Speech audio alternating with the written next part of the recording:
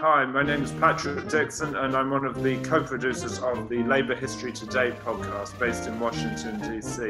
Labour History Today is a project of the Kalmanovitz Initiative for Labour and the Working Poor at Georgetown University.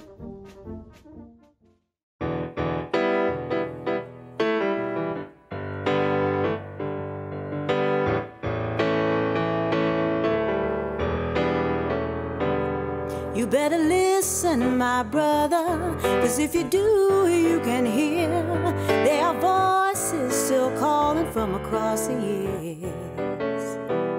And they're crying across the ocean, they're crying across. Dear friends, welcome to the Labor Radio Podcast Network Profile Series highlighting the work of our members. The growing network of over 70 shows in 4 countries serves as a one-stop shop for audiences looking for labor content and as a resource for labor broadcasters, podcasters, and content producers. My name is Evan Papp, and I produce Empathy Media Lab's podcast on labor, political economy, arts, and culture. And we're a proud member of the Labor Radio Podcast Network. Well, Patrick, tell me a little bit about yourself, where you grew up, and what led you to organize labor. Okay, certainly. So I'm from a town called Poole, which is in a county called Dorset in the southwest of England. It's a fairly sort of coastal area and quite rural. And I suppose if I were to describe it, I'd say it's really quite beautiful and idyllic in many ways. I'd say the environment in which I sort of went to school and grew up was not necessarily a highly intellectual atmosphere. But my parents were both high school teachers and union members. And so I suppose that was quite informative in first introducing me to the ideas of unions and how unions worked and how labour worked. And those teachers' unions in England, they got a pretty good I think they got a pretty good deal. They got a pretty good deal for my family and many others. We were able to travel around Europe. I visited the US a couple of times as a child. That kind of sparked my interest in what I later did, which was I pursued a PhD in US history. All of that said, what interested me in labour, I always found it fascinating working in all sorts of different workplaces. I took my first job when I was 16. In a fast food restaurant, and ever since then I found every opportunity I could almost to try every different job I could find. So I worked in a fast food restaurant, I worked cleaning the toilets in a nightclub, I worked in sort of a housekeeping department, cleaning holiday homes, I had a job driving a van, driving cleaners around, I worked in a box factory, I worked in a printing factory, I worked in a garbage tip. I worked in, what was the other one? For FedEx and for a bunch of these parcel companies in their warehouses. One of the things that interested me about these was always, some of them were really tough jobs. I'm not going to say, working in a box factory was not fun. It was like a 12-hour shift and you had to be there at 6 a.m. And FedEx, you had to be there at like 4 a.m. and you just get cursed at for 4 hours. But I was interested in the politics of every workplace, that there was a sort of dynamic among different workers and the things that people were concerned about and the things that people were interested in. And, there was a politics to it. It wasn't always sort of politics in the grander scale.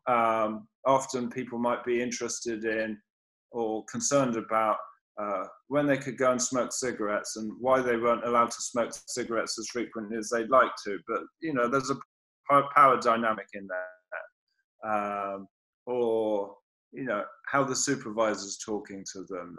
There was one particular place where I worked one of these warehouses, and all of the hourly guys hated the forklift truck drivers. The forklift truck drivers, they were all above us. And so I don't know, I saw a lot of these different dynamics, and I learned a lot about different people, and I learned about, I don't know, class and work and all of these things, and people taught me things of different types. I remember one occasion when I had a job, and there was like a nightclub, and there was this outdoor seating area, and among my jobs was clearing up the tables of the trash when they were gone. And I found a wallet on one occasion. So I asked, I must have been like 17, and I asked someone who'd worked there a lot longer than I, what do we do when we find wallets? And he picks up the wallet, he says, we empty it for cash and then we chuck it in the trash.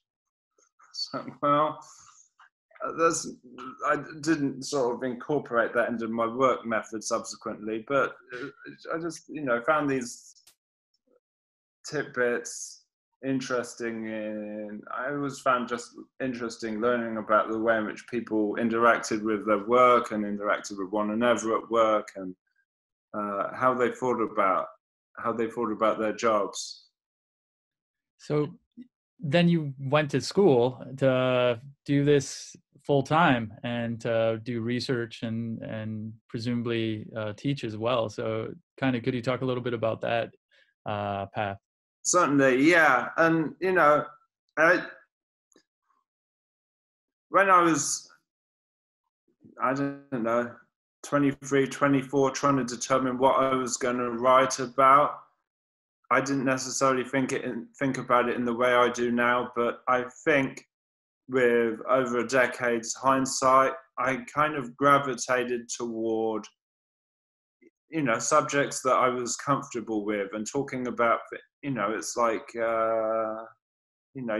if you want to become an expert in something, you need to try and find a suit that fits. So coming from that kind of rural and not especially intellectual background, the idea that I'd go away and become a historian of diplomatic relations or sort of high-level politics or intellectual thought, I feel like I'd find that uncomfortable if I were to go home and go to the village pub and say that was what I was an expert in. But I particularly ended up focusing on the poultry business and people who worked in chicken factories and kind of the restaurant business and how these were all combined. And again, I don't think that was necessarily something I was conscious of at the time, but thinking about it now, I think, well, if you were to go home and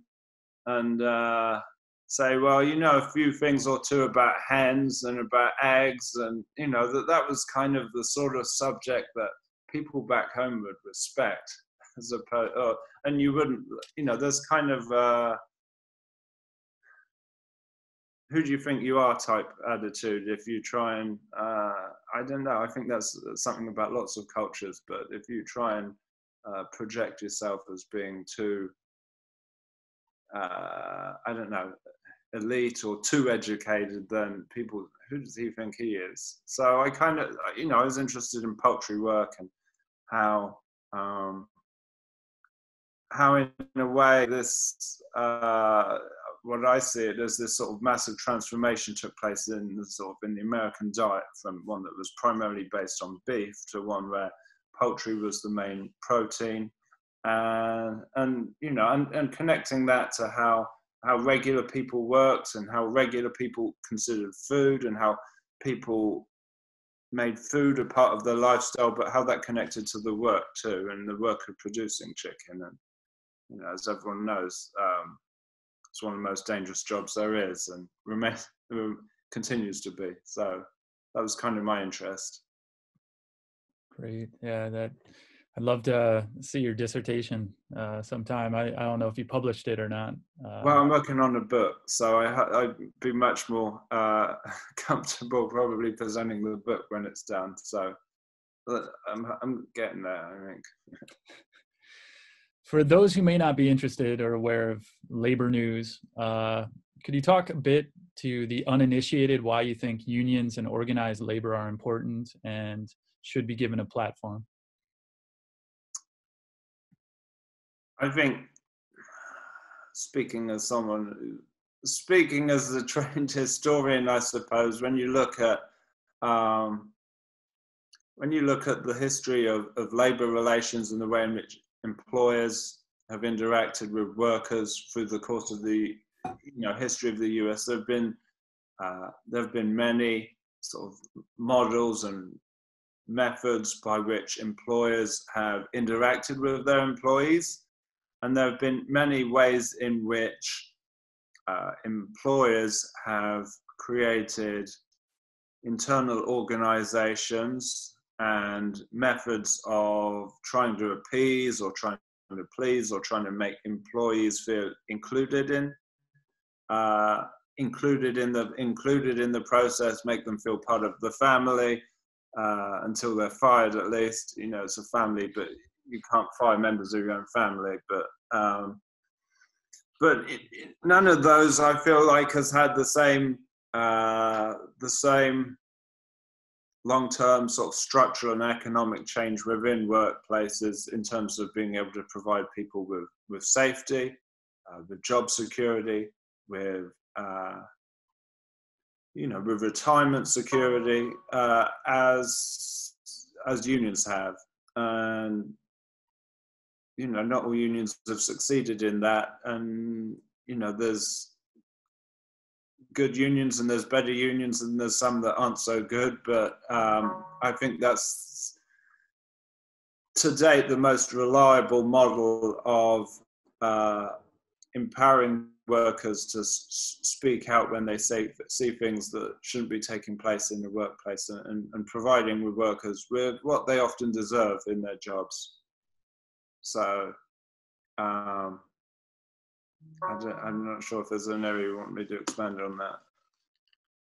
Yeah, I mean, I look at unions. I came with a little bit of a different background.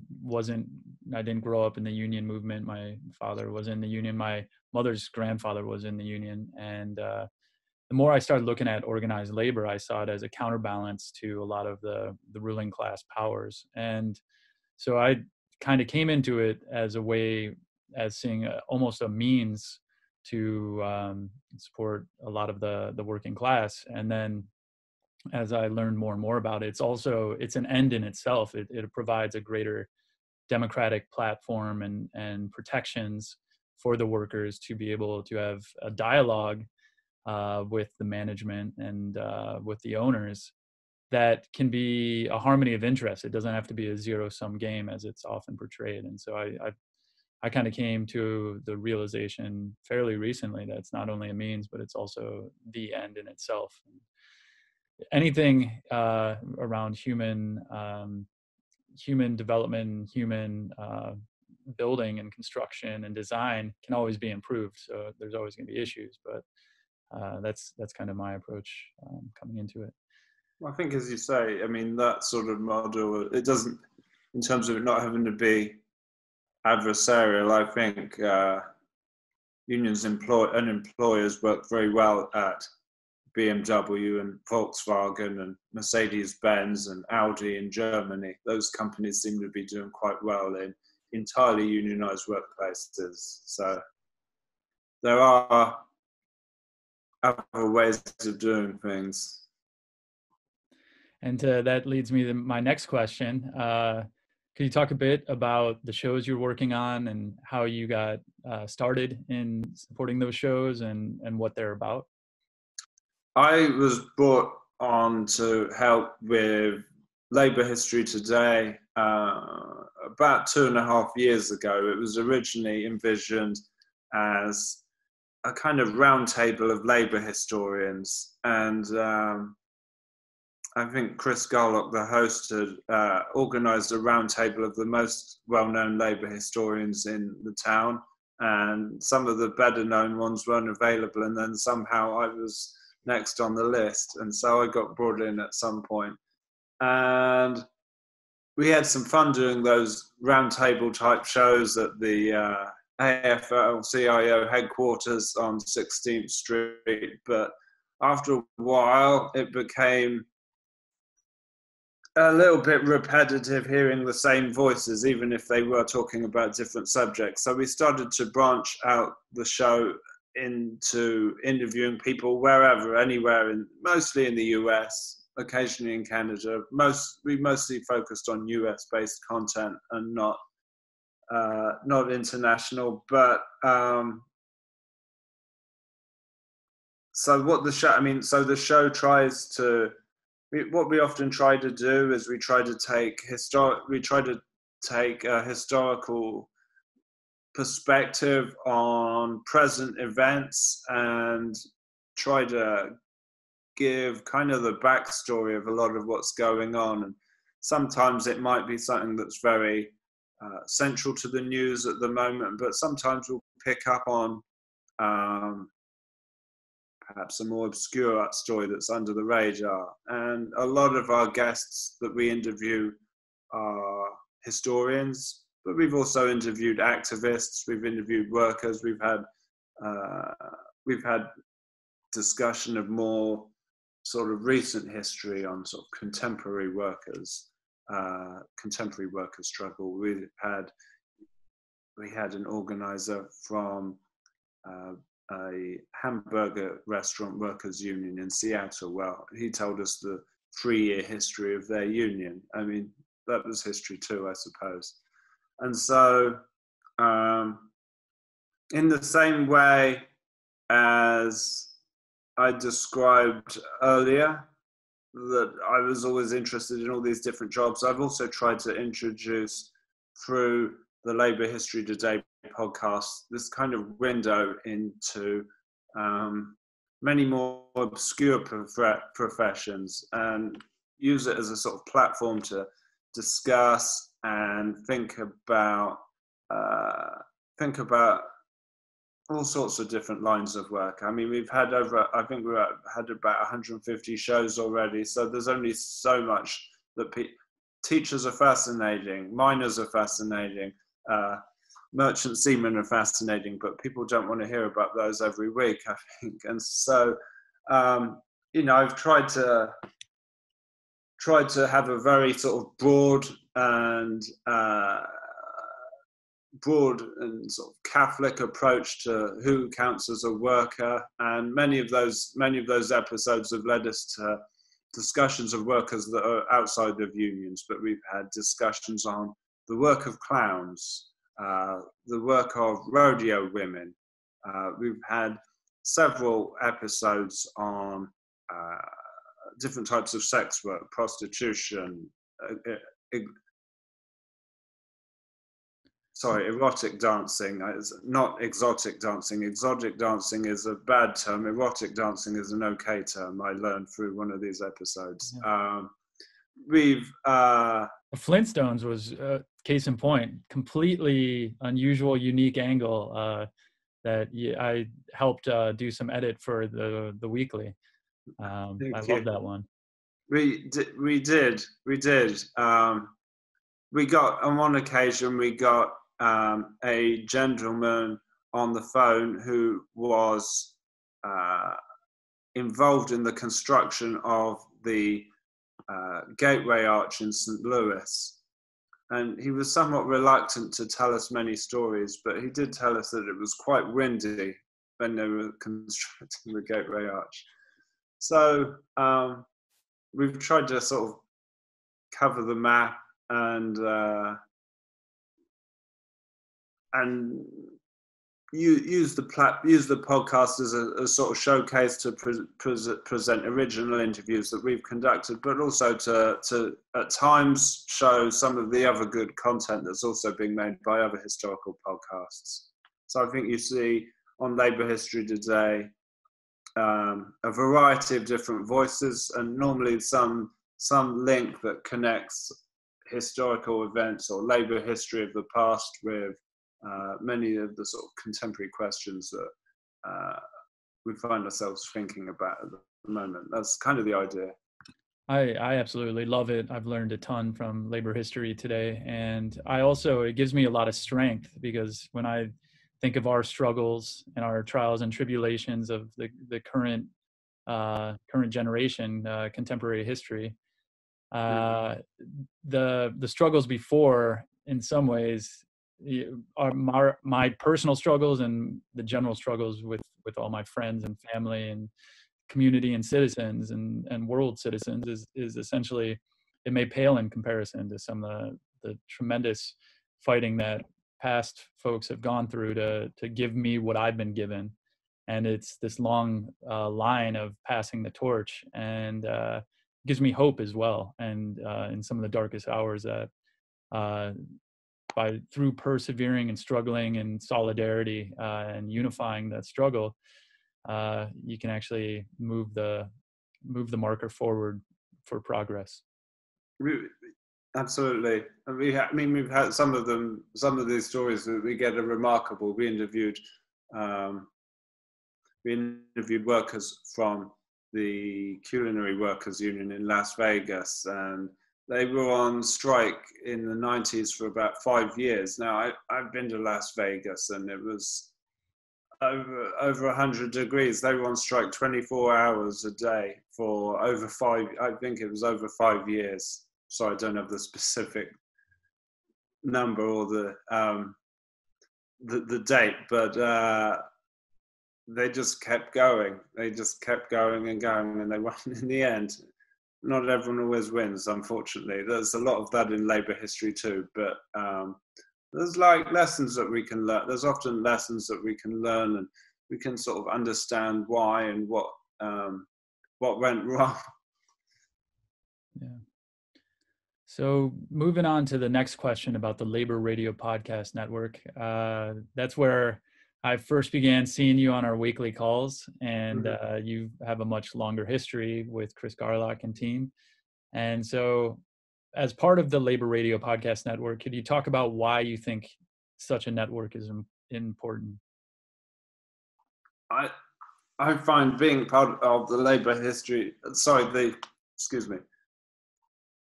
I find the Labor Radio Podcast Network, in some ways it's kind of amazing knowing or having some familiarity with just about every labor show, every labor podcast that's taking place in the United States right now. Now, it's not that everyone is necessarily a close participant in the network, but we have this broad, just sort of sweeping awareness of kind of everything that's going on within this medium, and it's allowed us to connect with all sorts of different people producing all sorts of different shows, really a rich variety of different shows in all sorts of locations.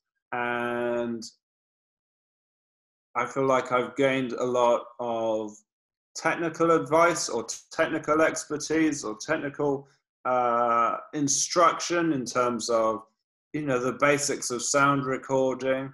But it's also allowed for a lot of collaborative work whereby we've been able to work together with people who produce other shows to present sort of unified content, or to present my material on someone else's show, or to use our show as a way to showcase what someone else is doing and to sort of cross promote. I think that's been really invaluable, and I think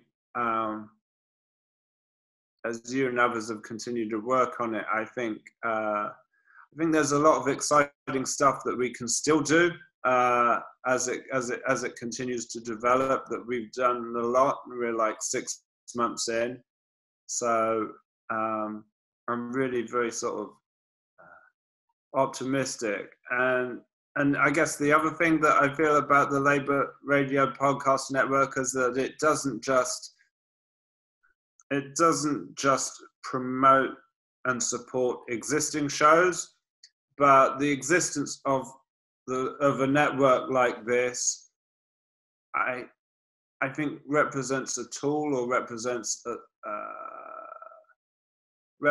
sort of basis of support which can allow people who haven't created shows to create new shows. So I'm hoping that it encourages and spurs and is able to aid and assist many people who might have an idea about a show that they want to make, that nothing like that exists, but they just need, they need a little bit of guidance, or they need a bit of instruction, or some moral support. But I'm optimistic that as a result of this network existing, that it will make it easier for other workers, or for other activists, or for unions themselves as official entities to produce new and original content of their own too. And I look forward to hearing that. Absolutely. And I'm also interested in the expansion internationally as well. I spent a few years in Africa, and at least I can understand, the English speaking countries and people in those countries. So I'm looking at that, and also in Southeast Asia and some of these other places, and continue to strengthen the solidarity of this network, not just within the US. We already have some shows in the UK, Canada, and Brazil, but to continue to grow that as well. So. Where were you in Africa? Sorry, I know you were meant to be asking the question. Yeah, no, it's okay. I was in Zambia for 3 years. So okay, yeah. Interesting. Good old former Rhodesia. Oh, that history, yeah. That's talk about labor. The slave labor, couldn't organize. It didn't really have much union representation. So. Right. Well, I don't think we're here to talk about British colonial history today, but I have a lot of opinions on that subject too. Well, let's look to the future, and looking into the future of organized labor. Where do you see opportunity and hope? Well, I mean, there are certain things. I've been asked this by students before, and I say, look, there are certain jobs that you can't ever export, and so there are certain areas like construction. People are always going to want to knock things down and build new things. People are always going to want to receive education, and so there are certain. I think there are certain fundamental areas of core strength that labour needs to maintain. But that said, I think the challenges that exist today really have to sort of focus upon the way in which tech giants have sort of come to dominate our lives. And as we learn more about them and about how they operate, I think we see that you don't necessarily relate to Amazon or to Google or these companies as employers, and they are employers, and they're employers of many people, and they're not often very good employers, but they also are able to dominate the way in which we interact with one another. They're able to manipulate our emotions. They're able to manipulate the way in which we absorb news and how we interact with one another. I mean, it's through using tech that we're able to have this conversation here now. And so I'm interested in ways in which not just workers can have a say in improving things like workplace and safety in Amazon fulfillment centers, which are desperate needs, but ways in which, and you look at some of the sort of discontent among the white collar workers, the sort of trained professionals at companies like Facebook, so ways in which different types of workers can have some sort of a say and perhaps be some sort of a conscience in the way in which we as individuals interact with one another through tech, but how the ways in which these extraordinary powerful mediums mediate and control and influence our lives. And so I think that's an area that's desperately in need of a more powerful worker's voice.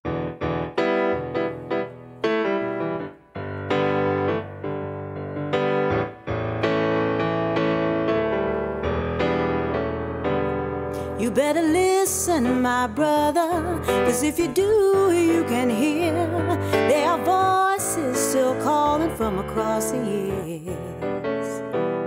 And they're crying across the ocean, they're crying across the land, and they will until we all come to understand. None of us are free. None of us are free. None of us are free. If one of us is chained, none of us are free. None of us are free. None of us are free. None of us are free. If one of us is chained, none of us are free. There are people in darkness, they just can't see the light. If we don't say it's wrong, then that says it's right. We got to feel for each other, let our brothers know we're here. Got to get the message, send it out all loud and clear. None of us are free. None of us are free. None of us are free. If one of us is chained, none of us are free. It's the